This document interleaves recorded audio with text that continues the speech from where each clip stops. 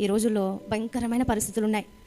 మరి కాలేజీ స్టూడెంట్స్కి చాలా తిప్పలు పడతా ఉన్నారు. కాలేజ్ స్టూడెంట్స్ ఎలా అంటే లవ్ అని, లేకపోతే ఇంకోటి ఏదో ఫ్రెండ్షిప్ అని, రిలేషన్షిప్స్ అని, ఈ విధంగా రకరకాలైన శోధనలు వస్తూ ఉంటాయి కదా, శోధనలు వస్తూ ఉంటాయి. అంత మాత్రమే కాదు, ఈ రోజుల్లో పెళ్ళైన వారికి కూడా ఇలాంటి శోధనలు తప్పట్లేదు. ఎక్కడ చూసినా ఇలాంటివి ఎక్కువ నడుస్తూ ఉన్నాయి. కానీ మనం ఏం చేయాలంటే దేవుని సన్నిధిలో దేవుని మాటకు లోబడి, దేవుని మాటను విని, మనం ఎప్పుడైతే ఆ పాపపు స్థితిని ఎప్పుడైతే తప్పించుకుంటామో, ఆ చెడు జీవితాన్ని, ఆ చెడు ప్రవర్తనను ఎప్పుడైతే మనం పక్కకు వచ్చేసి దేవుని సన్నిధిలో చక్కగా నడుస్తూ ఉంటామో, అప్పుడు మనం వరదిల్తాం.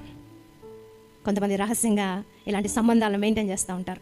రహస్యంగా ఎవరికి తెలియదులే, ఏం కాదులే. నిజంగా అలాంటి హృదయంతో ఉంటే కనుక మన హృదయం విస్మయంతో ఉంటుంది. మనం గుడ్డివారంగా ఉంటాం. మధ్యాహ్నమందే రాత్రి తడులాడినట్టుగా తడులాడే స్థితి కలిగి ఉంటాం. మన మార్గాల్ని వర్ధిల్ల చేసుకోగలుగుతామా? చేసుకోలేం. కాబట్టి చాలా జాగ్రత్తగా ఉండాలి. మన క్యారెక్టర్ విషయంలో, మన పర్సనల్ విషయంలో ఎవరికి మనం ప్లేస్ ఇవ్వకూడదు, దేనికి ప్లేస్ ఇవ్వకూడదు. చాలా జాగ్రత్త కలిగి దేవుని సన్నిధిలో నడుచుకోవాలని ప్రభు పేరట